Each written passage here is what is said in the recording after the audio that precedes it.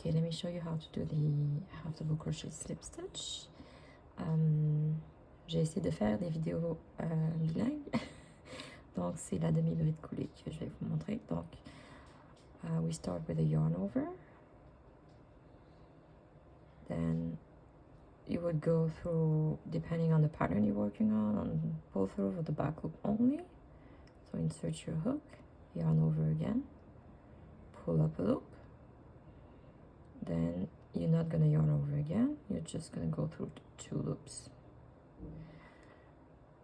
Donc en français, on fait un jeté en pique dans la maille, dépendamment du patron, les 2 mailles, le brin arrière, le brin avant, peu importe. Pour celui-ci, je vais prendre le brin arrière. Ensuite, on fait un autre jeté. On tire et on ne rejette pas. Je ne sais pas comment on dit. C'est pas ça un verbe. Mais on va passer à travers les 2 boucles. So again, yarn over. Insert your hook, yarn over again, pull up a loop, and pull through 2. Jeter. On pique. On tire. Et on va passer à travers les 2 boucles tout de suite. So it's pretty simple and quite fast.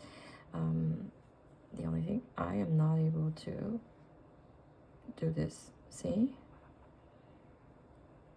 If I try to do it this way, it's just harder. You have to use your nails to do this.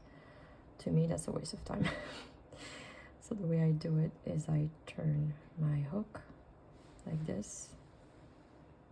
I found it goes faster.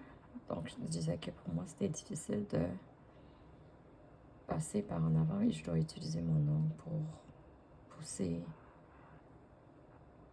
et fermer ou terminer le point.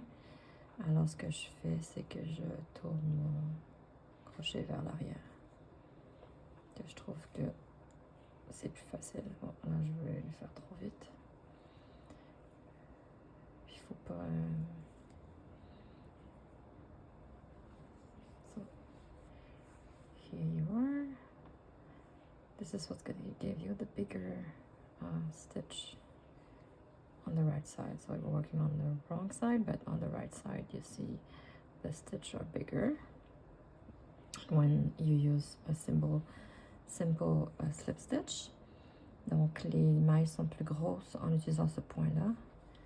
Ça fait des V un petit peu plus gros que lorsqu'on utilise juste la maille coulée.